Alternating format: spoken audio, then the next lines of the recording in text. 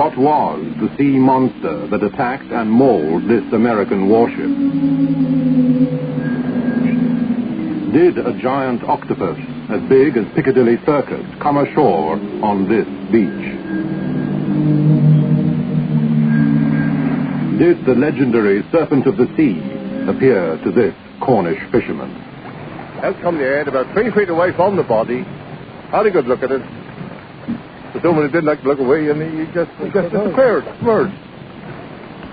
Mysteries from the files of Arthur C. Clarke, author of 2001 and inventor of the communications satellite.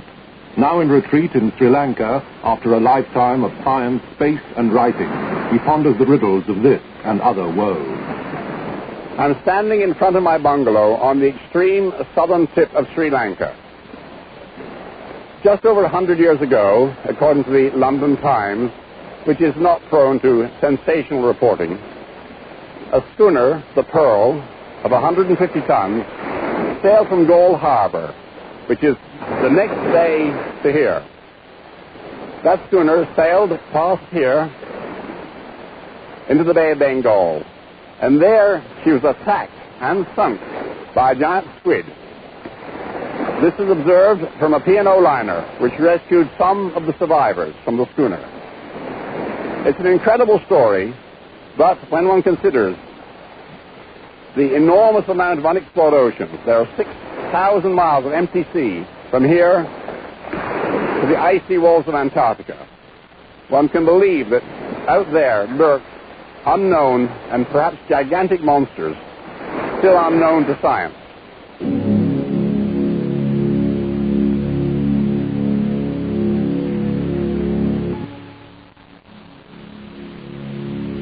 The late Lieutenant R.E. Grimani Cox was returning home to England in 1942 when he encountered one of the Second World War's most nightmarish sea stories. His troopship was sunk by a German raider in the South Atlantic. Cox found himself on a fragile raft beset by sharks. After 5 days came a sinister assault. Cox showed the evidence later to a friend. Well, when I looked at his leg, he pulled up his trousers, and I could see scars the size of a penny, which is about 1.25 inches of the old penny, were dotted at intervals all the way up his leg. And these were white scars, sunk quite deep into the flesh, where the skin had been pulled off. Before he died in 1971, Cox told the story to his sisters, as well as to his friend, a biologist, Professor Cloudsley Thompson. Yes, well, he didn't show me that. He only showed me the... He did that. Well, you were his sisters. This was in the Med. There were 12 of them on the raft initially, and only 3 survived to the end of the 5 days. And one of the most horrifying things that happened while they were lying there, dying one by one from thirst, was one evening when they were attacked by a giant squid. An enormous shape appeared beside the raft, and a huge arm came over and snatched one of the men and tore him off the raft before anybody could do anything to save him. And presumably he was eaten. And they were still barely recovering from the shock of this when another arm or tentacle came over the side of the raft. He saw it silhouetted against the starlit sky, and it fastened itself on him, round his leg and round his body, particularly his right leg, because that's where the scars mainly were, as he showed me, but I believe he said they were on the rest of his body as well. And he'd have been pulled off just like the others, only fortunately, by that time people were alert, and so they grabbed on and held him. And instead of him being pulled over the side, the suckers pulled lumps of skin off his body, and this is what caused these massive number of scars all over him.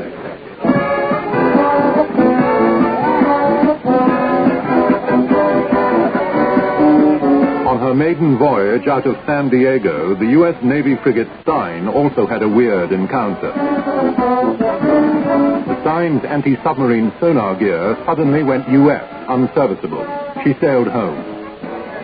Once the family reunions were over and the ship was in dry dock, Petty Officer Ira Carpenter went down to examine the underwater dome. We noticed that there were some some quite long scratches starting from the front and the side and down underneath the dome itself. The longest one, I would say, was about 4 feet long. At the bottom of each one of these cuts, or at least 90% of the cuts, was something embedded underneath the rubber coating itself. Of course, I was interested to determine what that was. I had never seen anything like this before. This type of damage was brand new to me. So I used my knife to pick out this foreign object underneath the no-foul coating. And it looked to me like it was a claw. And I quipped to my SW officer at the time. I said, look here, it looks like we have been attacked by a bunch of small alligators. Navy biologist F.G. Wood. This is a small piece of the no-foul covering that was taken from the sonar dome of this ship. In many of these cuts were found teeth or claws, such as this one.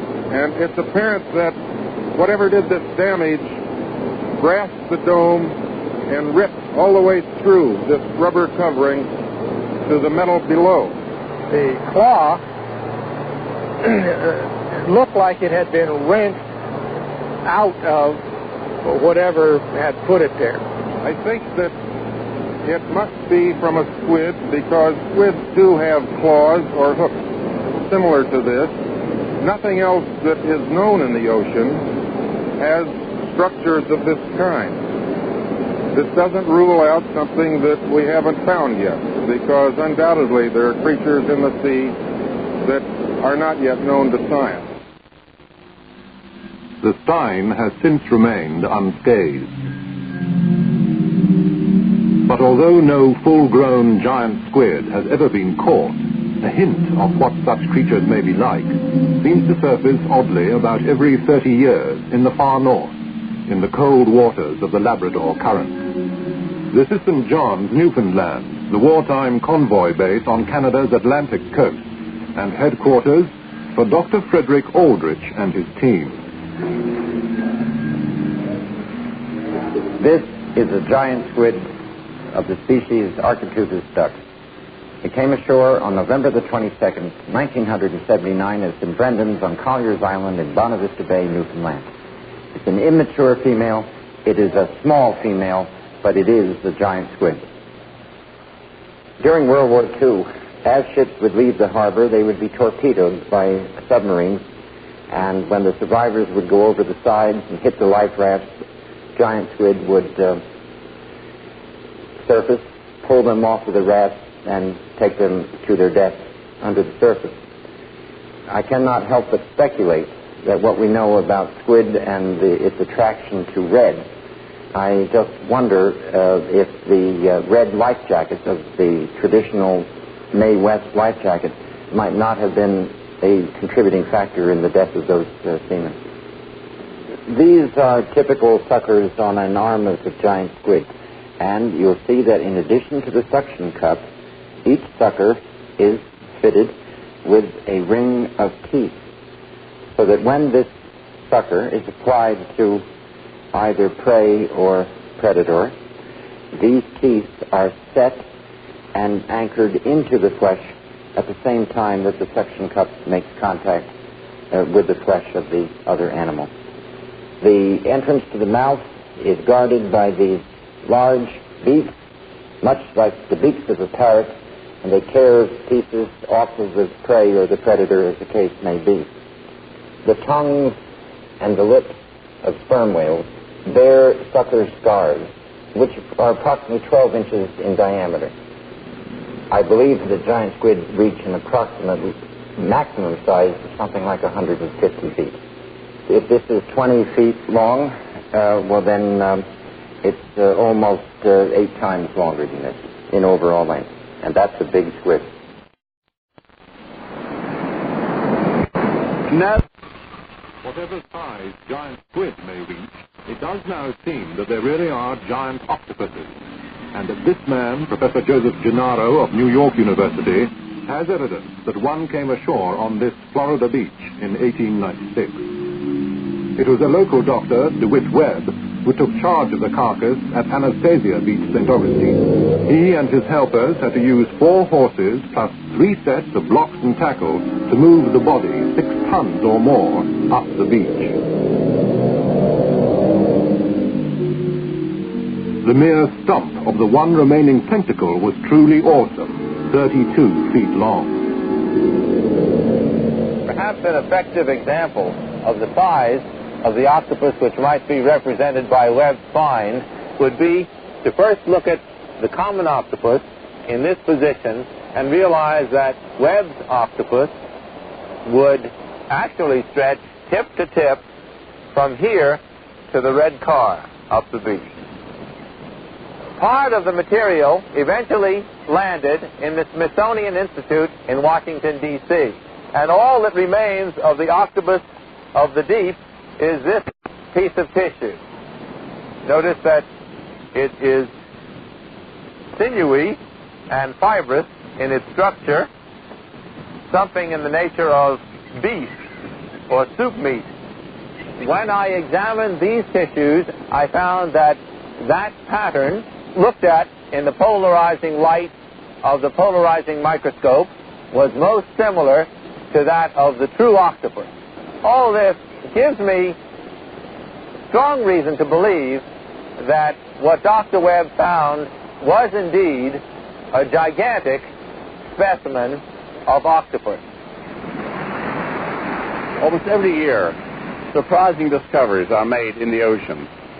As recently as 1976, the U.S. Navy accidentally dredged up a totally unknown and quite large shark, the ferocious-looking megamouth, weighing almost a ton. And for centuries, there have been reports of the so-called Great Sea Serpent. Scores of captains have recorded such sightings in their ship's logs. And no skipper makes an entry in his log without a very good reason. This happened to a Norwegian ship, and this was the monster reported by HMS Daedalus. The crew of the city of Baltimore saw the head of a serpent in the Gulf of Aden, and the bowsprit of the British banner was chewed up by a serpent in 1860. The only systematic attempt to analyze reports of the sea serpent has been launched by 2 Canadian scientists, John Seibert and Paul LeBlanc. They've concentrated on the coastal waters off Vancouver. Dozens of sightings were reported. There were at least 25 of them who would describe species not really known to marine biology. Seashell, a 30-minute flight north of Vancouver, is the location of yet another report needing investigation. A local boy, John Andrews, was fishing off a pier when his sighting occurred.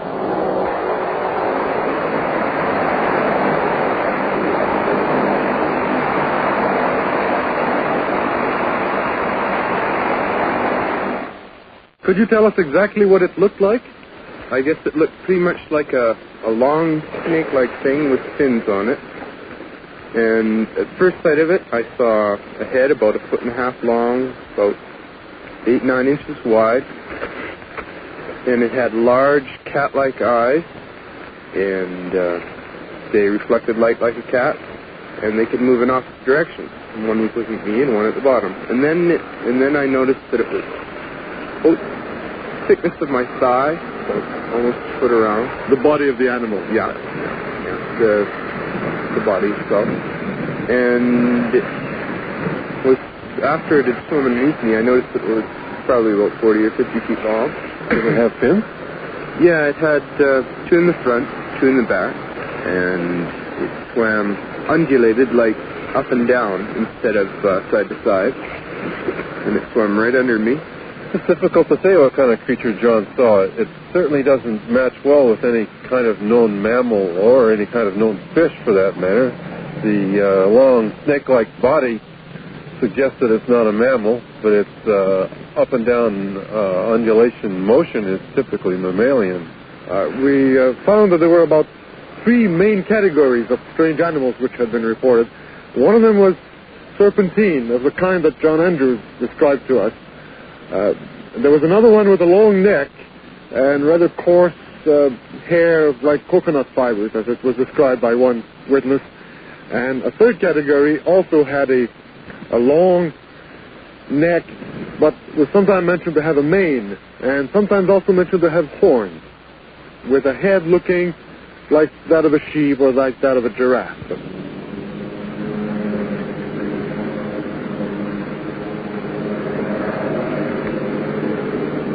None of the witnesses in the survey were professional artists.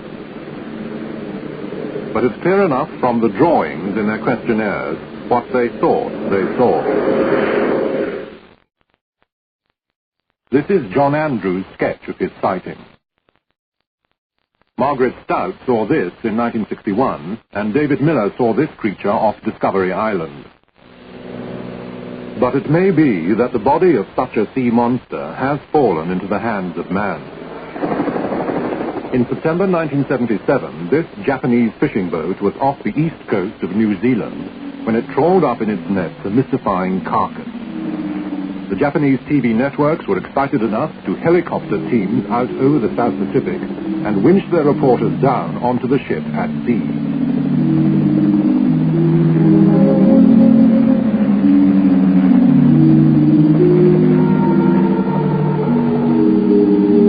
On the deck of the Zuyo Maru, the skipper talked to journalists. On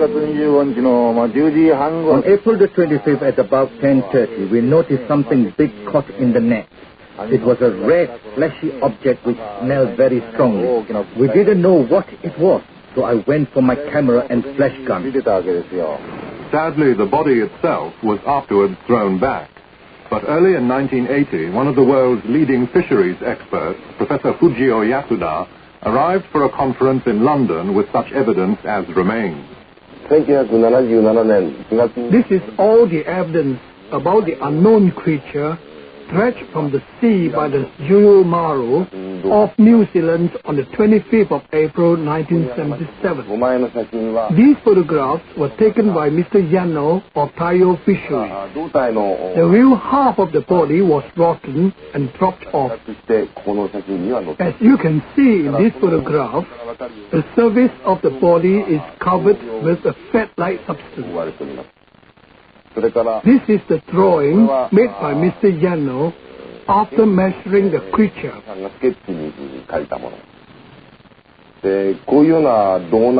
I can't think of any known fish which has this shape. I can't tell what this creature is, but I assure you that it is completely unknown to us. But sea monsters don't only materialize in the remote ocean. In 1976, just 30 miles off the Lizard in Cornwall, two fishermen, George Vinicum and John Cox, also met a monster. Well, it was steaming 30 miles off, 25 to 30 miles off. Saw what I thought was an upturned boat on the horizon. So we went over to investigate. When we got closer, we could see it wasn't an upturned boat. It was something that, well, neither of us have seen before. It was dark in color and had sort of humps on the back. I should say it was, well, between 15 and 18 feet in length. And rising above the sea about 3 feet. It was a flat, calm day. There was no disturbance on the sea at all. When we got up closer, well, a little closer, I came astern. To our amazement, up out the water about 3 feet from this body, head appeared out the water. And it was a, well, thing I've never seen before after about 40 years of sea. And it gradually sank in the water and disappeared. But after talking about it, the only thing we could explain it was one of very much like a prehistoric animal. The whole thing, I suppose, would have weighed, what, several tons. And equal in size, I should think, the boat we were in. Yeah. The boat was 32 feet long. And the carcass rots. is that the cartilages which are supporting the snout here tend to drop away. So these go, the snout goes. The large area here which contains the gill tissues falls away. So all that lot goes. And what we're left with is a small skull in this region and a long vertebral column here, which tends to give the appearance of a very small-headed creature with a long neck. The fins tend to fray out.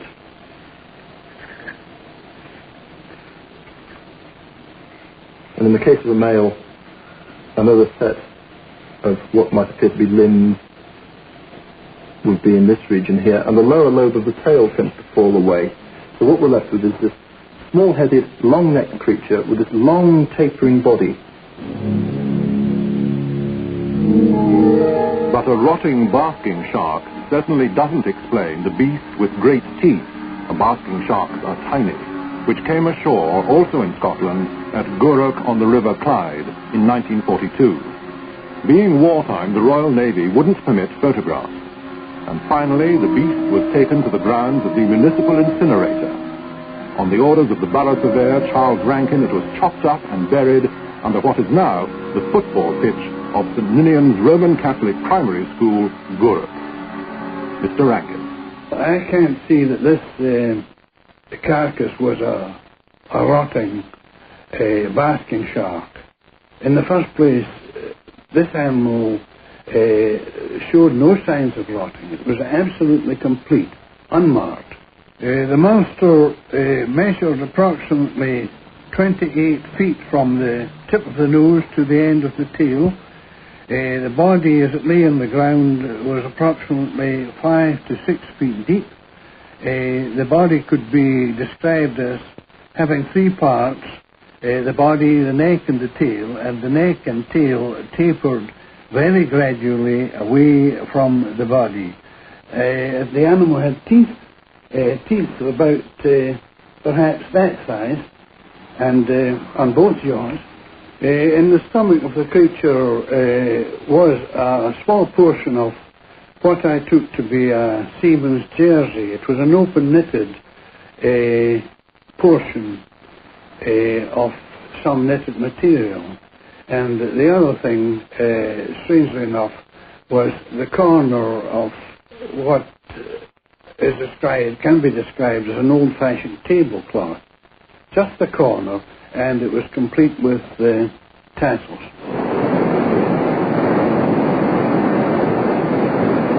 The evidence for still unknown sea monsters is almost overwhelming. As for the great sea serpent, it too probably exists, except that it may not be a serpent, and there may be several different types of animal involved. The solution to this old mystery may come quite soon. At this moment, the two greatest powers on Earth are trying to develop sonar systems which will make the seas transparent so they can track each other's nuclear submarines. Those systems will locate the sea serpent if it exists. Indeed, at this moment, the evidence for its existence may be somewhere in the Pentagon or the Kremlin. Where fish have been recorded falling from a clear sky. In 1948, Mr. Ian Patey, a former British amateur golf champion, had just started to play around at the Barton-on-Sea Golf Club on the cliff tops near Bournemouth. I was playing a mixed match with my wife about 6 o'clock on a June evening, and we were coming down the second fairway, and she was about to play a second shot from just over there. And just before she hit it, a fish fell down on the ground in front of us, and then we looked up in the sky, and suddenly there were hundreds of fishes falling in an area of about 100 yards. They were alive. You've been covered with a shower of hazelnuts. He said, yes, how did you find out? And apparently he had the same experience in the same spot, 2 or 3 minutes afterwards. How they came and where they came from, I have no idea, but I have thought that it might be a vortex that sucked them up. But I don't know where you suck up hazelnuts in March.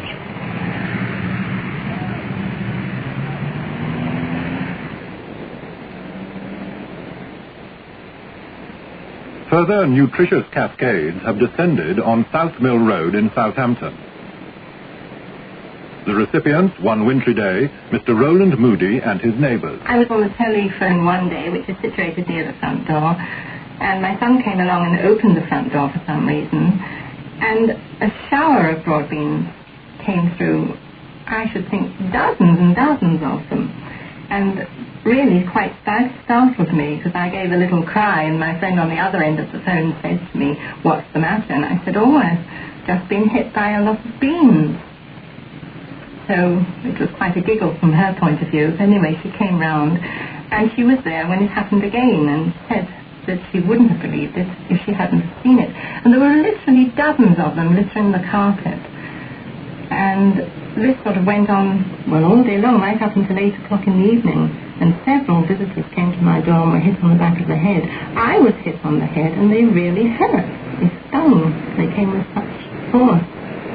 And I suppose altogether we must have collected some 10 pound in weight of seeds.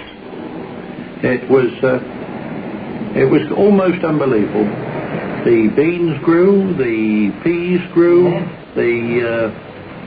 well, everything in fact grew, and I believe Mrs. Gale has already sent some up the Midlands, and they've made a very good crop.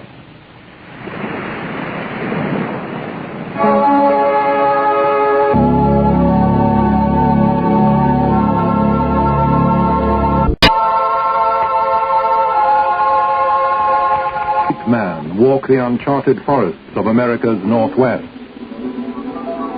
What unknown monster of the sea grappled with this U.S. Navy frigate in South American waters? Why did people raise up this enormous circle of stones in Orkney 4,000 years ago? Who drew this giant, the largest figure in the world, on Chile's loneliest mountain? What hand fashioned the skull of doom? Does it bring death? The shapes moving through the skies. Over the years, I've classified them in order of strangeness as mysteries of the first, second, and third kinds. Even in this small island, there are extraordinary things on every side. 1,500 years ago, a king of Sri Lanka built this fantastic staircase. Why? We can only guess. This was a lost world for 1,000 years. We may never know its purpose. What made a tyrant king create this palace with its pleasure gardens in the sky?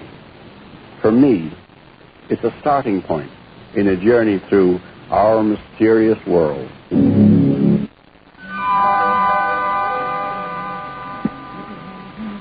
Well, here we are in the middle of India on a beautiful, bright, sunny day.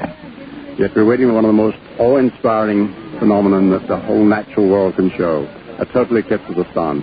A splendid example of a mystery of the first kind. In a few minutes, this brightly lit landscape will become perfectly dark. But of course, this still terrifies many people, and indeed even to a modern civilized man, it's quite an awe-inspiring experience. We know that the sun is 400 times bigger than the moon, but also 400 times further away. So by this very strange coincidence, the moon can almost exactly cover the sun at certain times of its orbit round the Earth, and that gives us the total eclipse. So this is a mystery which has been solved. Yet at the same time, there are a good many scientific mysteries about the sun which have not been solved, which is why astronomers, you see here, travel all around the world so they can observe this wonderful phenomenon, which is of great scientific interest.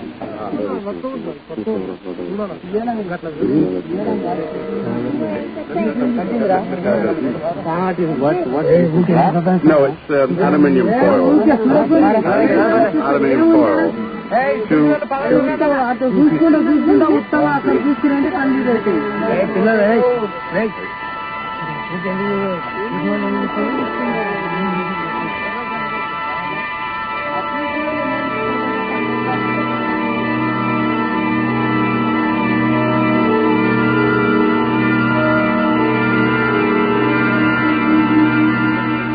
Already the light on this landscape, which was so brilliantly illuminated half an hour ago by the full tropical sun, is fading to a sort of grey. You hear that the cock crowing. Already the animals know that something strange is happening. In fact, the level of light here at the moment is something like that of Mars on a fairly bright day. And although it's quite cold now, I can feel when the wind blows. I feel as though I'm back in England. Less than a minute to go now, like a door closing with a great light behind it, a curved door hanging up there in space. The moon has almost completely covered the sun. The last light is beginning to go.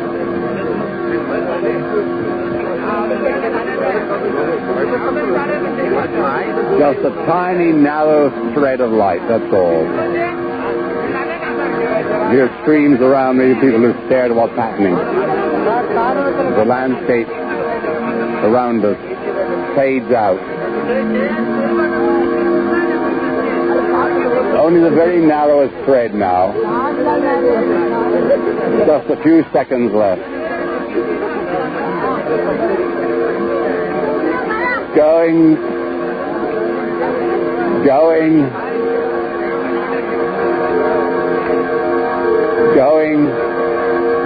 gone. Eye patches off. There is the corona, the most glorious sight, a great crown of light, the solar corona.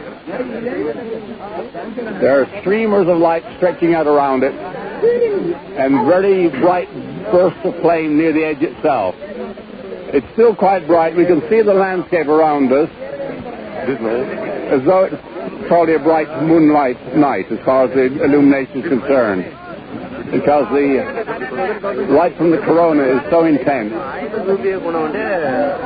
can't see any other stars except Venus and little Mercury.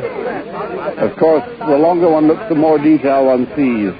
You can tell that there are enormous magnetic forces at play there because of the way these streamers follow lines like lines of filing around a magnet. Now you can just see the sun coming. It's all ended. A burst of light, the diamond ring, so-called, just a single spot of light as the sun shines through one of the lunar valleys. It does look like a diamond ring in the sky. And now it's all over. That wonderful eclipse is what I call a mystery of the first kind. It was a mystery to our ancestors, but not to us. We know exactly how it was caused. Yet, tragically, millions of Indians failed to see it because they were terrified and stayed indoors and so missed the spectacle of a lifetime. We can enjoy an eclipse without fear, yet not without awe.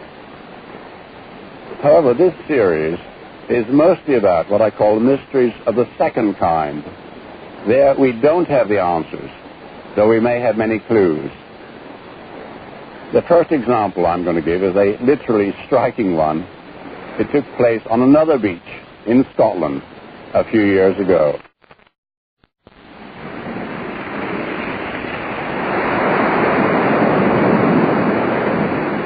It was in 1966 that a terrifying visitation came to the beach cafe where Mrs. Jean Meldrum and her mother, Mrs. Evelyn Murdoch, were working. I looked up because I heard this noise getting louder and louder, and there was just like a ball of fire. It was like orange in the middle, and it was luminous white round, and it rolled right along the side of the cafe, when the wall in the cafe, and it came to the window, and it came out the window.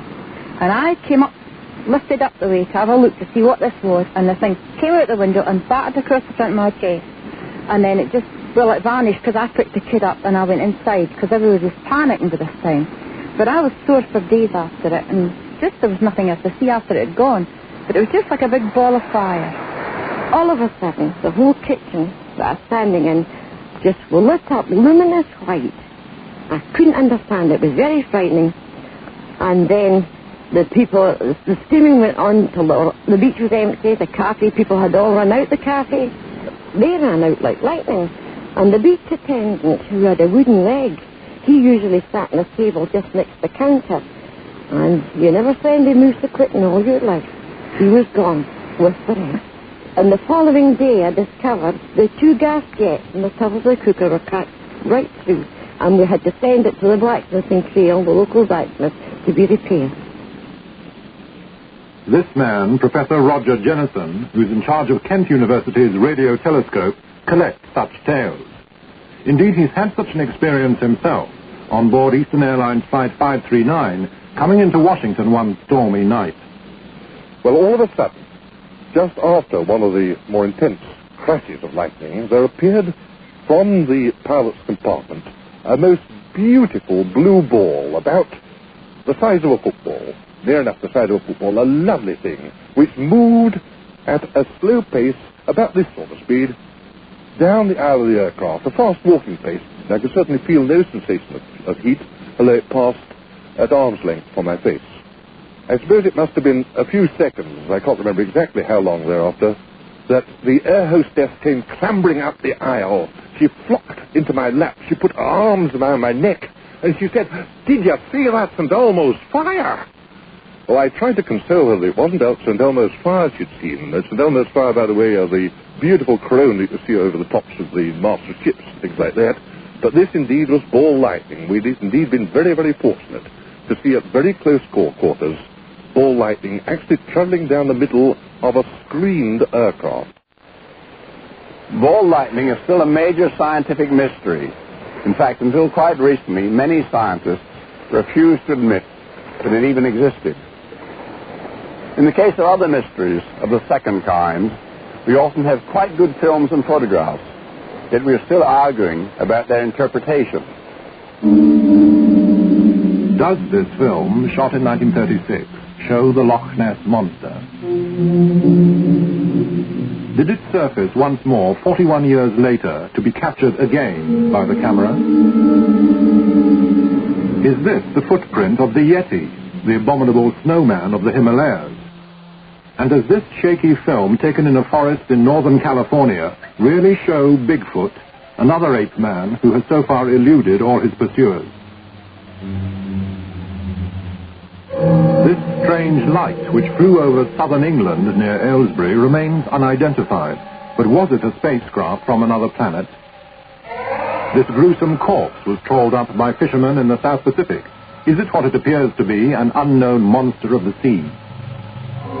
When the camera seems to capture an African snake twice as long as any ever recorded, or a missing link killed by explorers in South America, or an unknown species of big cat roaming the plains of Africa, can we believe the evidence the film conveys?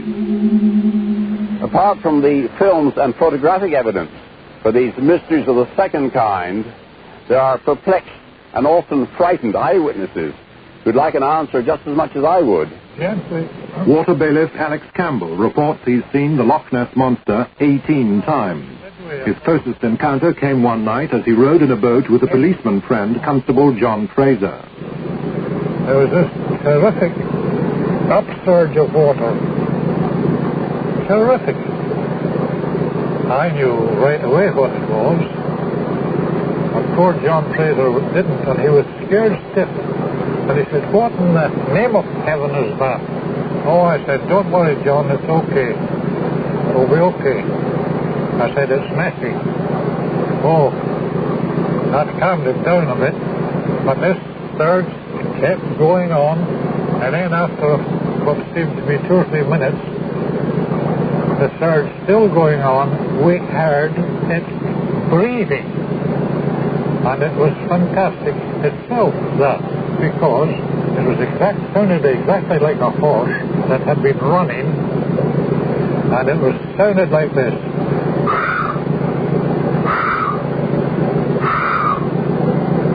Just like that. This Belgian helicopter pilot, Colonel Remy van Leerde, was menaced by a gigantic snake. He was operating in the Congo. Now when I came down on that snake in his hole, on approaching it at the minimum speed, I would say at 20-25 miles, and I would say at about 25-30 foot up, the snake raised up by about, I would say, 10 foot.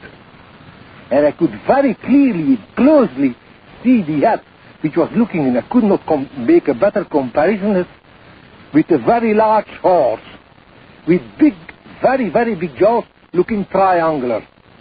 And you're just standing up like there to me, and I feel and I'm convinced if I had been in its range, it would have struck at me, it would have been striking me. The Holmes family believe they came face to face with the legendary Serpent of the Sea. And we were going along, and all of a sudden we heard a disturbance in the water and saw this mound come up out of the water. Well, you've seen these motorway tractor units with the very large tyres, 5 feet in diameter, that sort of situation.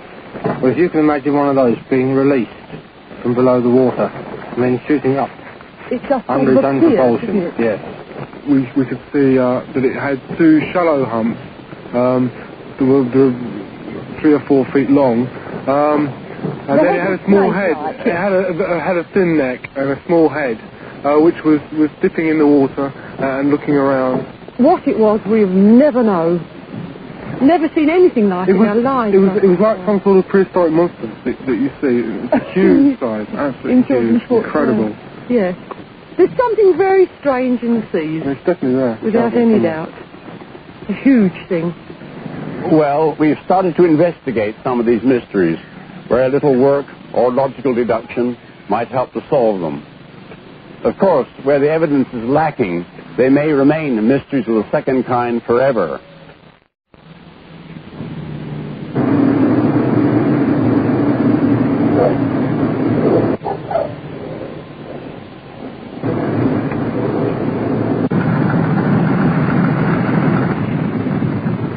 The steamy airport at Palma Sur sets deep in banana country near Costa Rica's border with Panama.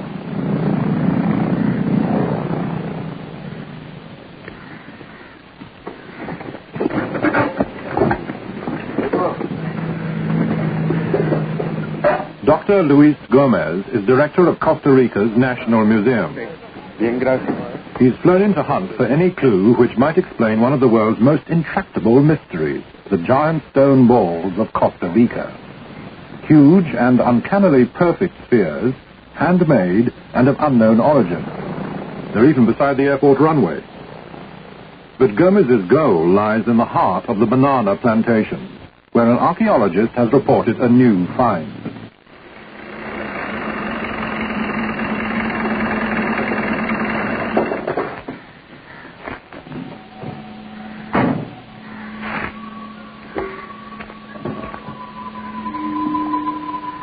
For 50 years since the giant stone balls were first brought to their attention, archaeologists have traveled here hopefully, but none has arrived at any explanation of their purpose or their date.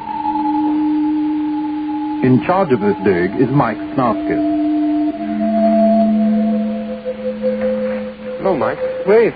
How are you? It's about time you're here. This is hard work. I imagine so in this heat. No, listen, this is something we found, not only this one, which looks to be about the size of the one that's in the Palmar Airport, but also over here about 100 yards, another large one.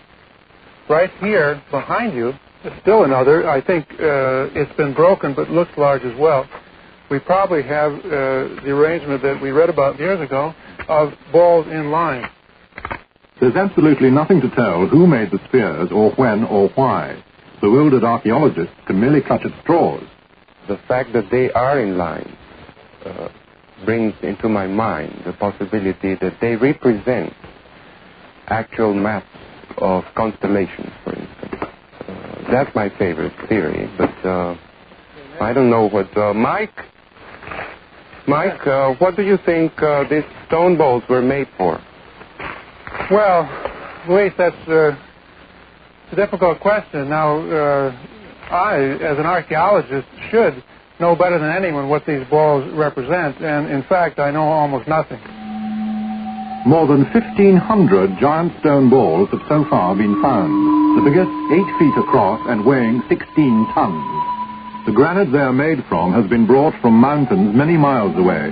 They are mathematically precise and must have taken years to grind down with nothing more than stone tools and abrasives. Today they are the Costa Rican equivalent of the garden gnome.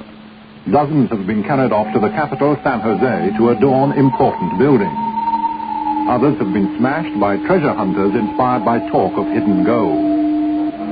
but many still lie half buried in the jungle and banana groves where an unknown people placed them in a forgotten era. In half a century of painstaking work, not one real clue has emerged to explain the giant stone balls of Costa Rica. As you can see, we know nothing about the stone spheres.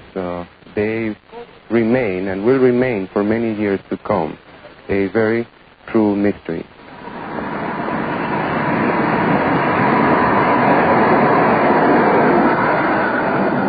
A few clues and a little logical deduction may, however, have helped this German scientist to find an astonishing explanation for another group of mysterious objects from the past.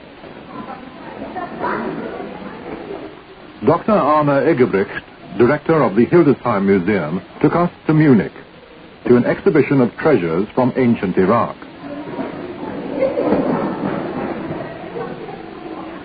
There, modestly displayed, are 3 relics from old Baghdad.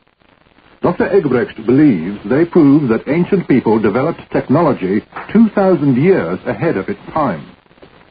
These 3 curious objects were found in 1936 during excavations in Baghdad, in Iraq, and they were found all together, one in the other. Now, here you have first of all a ceramic pot, and in this pot was put this copper cylinder, and in this copper cylinder again this iron rod was found. On top and on the bottom of this copper cylinder there was found bitumen. And if you take all these things together, this can only mean for a scientist that you have here an electric cell or a battery. The remarkable thing is that these objects are 2,200 years old. That means 2,000 years before electricity was invented in Europe, in Italy. In this experiment, part of an Iron Age fort is recreated in northern Scotland. Under test is an extraordinary claim that the ancient fort builders managed to produce almost incredible temperatures of more than 1,000 degrees centigrade and so melt stones and turn them to impregnable glass. With American Richard Brinkerhoff, we walked on the very lintels of a great stone circle to investigate his theory that Stonehenge was an observatory. A mystery of the third kind is something where we just haven't a clue. It's absolutely unaccountable. If they exist, psychic phenomena would be mysteries of the third kind. However, some events are so strange that they seem like mysteries of the third kind with no rational answers. But perhaps you can provide some clues. What would you think if this sort of thing happened to you? I was coming up this road, I was coming north, I was just about a block away, when all of a sudden a fish fell right to my right hand, the left hand side of the car. I saw the fish fall out of the sky. I kept driving, I was very amazed, and when I got here, at this location here, the yard was just absolutely covered with fish. And I was amazed, I stopped, and just about that time other people started getting here, and everybody was just amazed at the whole thing and just couldn't believe it. They couldn't believe that the fish had just dropped out of the sky. We heard something thudding against the umbrella, and when we looked, to our amazement, it was a shower of frogs, and they still were coming from the skies. There were hundreds of them. Our umbrella was covered, all our shoulders were covered, and as we looked up, we could see them coming down like snowflakes. We happened to be in the dining room. First of all, we heard this terrific clatter. It was an awful noise, wasn't it? We ran out and went down into the garden, and presently a load of broad bean seed came over, and we both ducked. You ducked down because they're fairly big, broad bean seed. And then you got a little bit annoyed about it. I turned round to the wife and I said, well, this is bloody silly. I couldn't help it. Looking around, we found they were in the middle of a shower of hazelnuts coming from the sky.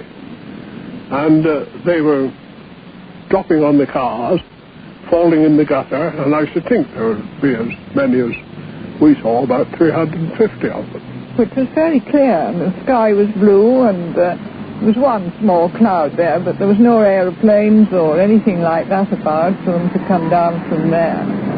How they came and where they came from, I have no idea, but I have thought that it might be a vortex that sucked them up, but I don't know where you suck up hazelnuts in March. Our universe is such a strange and wonderful place that reality will always outrun the wildest imagination.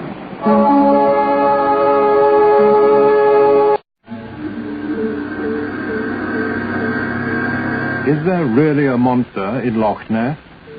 Does this film, shot in 1936 but lost until today, really show the creature?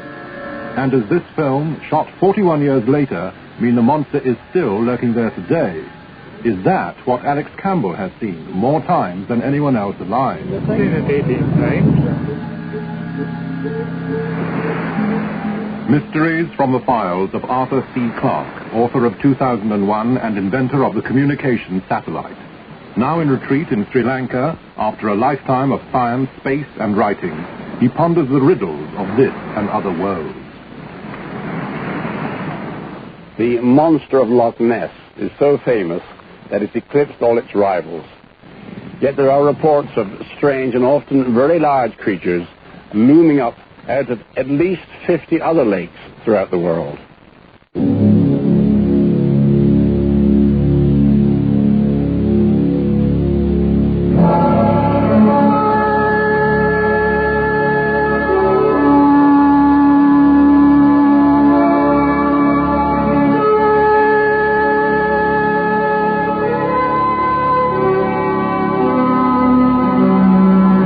A monster or a wave? Is this the monster's flank, or just a fake? And does this 1977 picture show the monster's head and neck? 50 years of photographs have served only to deepen the mystery, yet the eyewitnesses are insistent. In this boat, a handful of the 3,000 people who've now reported seeing the monster. Alex Campbell, water bailiff on the loch for 47 years, who believes he's seen it 18 times. Peter McNabb, a banker from Irvine who took a famous picture in 1955. Accountant Peter Smith and his wife Gwen from Luton, who in 1977 took the most recent film. I was still taken aback. I shut my eyes 3 times to see that I wasn't imagining things, and then the head, neck, huge hump body, perfectly clear without any doubt, and I knew right away that that creature was scared because of its behavior. The head was growing like that. Quite, whoa, fantastic. And then I realized itself. The trawlers were present. As soon as the bow of the first trawler came within my line of vision, naturally it was within its line of vision. Oh, heavens. Plunged out of sight, gone. Well, I estimated the length of the body at 30 feet at least, the height of the head, neck above water level, 6 feet, and the color of the skin was grey. I saw something beginning to surface, and in a state of very great excitement, took down the camera, fitted on the long focus lens without looking at anything. By the time I looked up, this creature was showing a black, undulating, or rather a dark-colored, undulating creature, a live creature. I lifted the camera, took this shot, which was naturally rather hazy, because I had to hold this long focus camera. There was camera shake, excitement, and all the rest. In the picture is the tower of Urquhart Castle. I understand it's a 40-feet high tower, which gives an excellent impression of the overall length of the monster.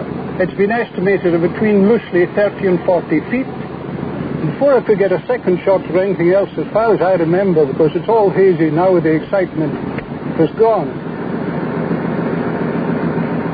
Well, we were standing on the south shore of the loch, some way up here, looking across the loch. Peter was looking down to an oil drum somewhere further down, and I was looking across at the castle, just having a look at it, and this thing suddenly came vertically up out of the water. Well, my first impression was of a periscope-like object which had a slight lean to it in the water, although the head part seemed to be held horizontally. It appeared to rise up a considerable height, at least the height of a man, and it was, I would say, a good foot thick. With the naked eye, it was just a black pillar shape with a rectangular-shaped head on the top. At one point, I watched it actually turn its head through about 90 degrees, because normally it was in profile, but the head slowly turned round until it appeared as though it was either looking directly at us or directly away from us. And when it did this, it appeared to be the same thickness as the neck. It disappeared as a separate entity, and then it turned back again the same way as before. I've no doubt that the eyewitnesses have seen and indeed photographed something quite real. But it could have been a school of fish, the wake of a boat, seabirds, a seal. Many possibilities have been suggested. The trouble is, it's very easy to be mistaken. For example, this looks like the most famous Loch Ness monster photo ever made. But actually, it was taken right for shots of 1975. And we think we're looking at an animal that's maybe from 30 to 50 feet long, has a long neck, a very powerful neck, probably a small head, flippers, at least some of which are somewhat diamond-shaped, and a powerful tail. And we'd like the zoologist to put the name on that. As a lawyer, I can quote what some of our British barristers have told us, that if the Nessie story had been a murder case, there'd have been a hanging long since.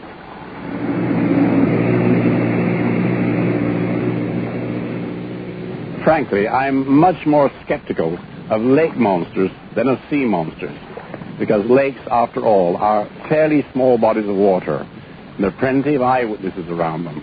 And if these creatures come up to breathe, why aren't they seen more often? And if even the Japanese can't catch them, can they really exist? How can it be that this man has seen a sight that shouldn't exist? The fabulous canals of Mars. Can this crater on the dark side of the moon explain a mystery handwritten in this book 8 centuries ago? Does this glass plate hold the secret of the lost planet Vulcan? And can this computer crack the oldest astronomical riddle of all? What was the Star of Bethlehem? Mysteries from the Files of Arthur C. Clarke, author of 2001 and inventor of the communication satellite. Now in retreat in Sri Lanka after a lifetime of science, space, and writing. It's the oldest of the sciences. Since time immemorial, men have looked up at the starry skies and tried to unravel their secrets. Even now, our giant telescopes are discovering new and baffling phenomena at the very edge of the visible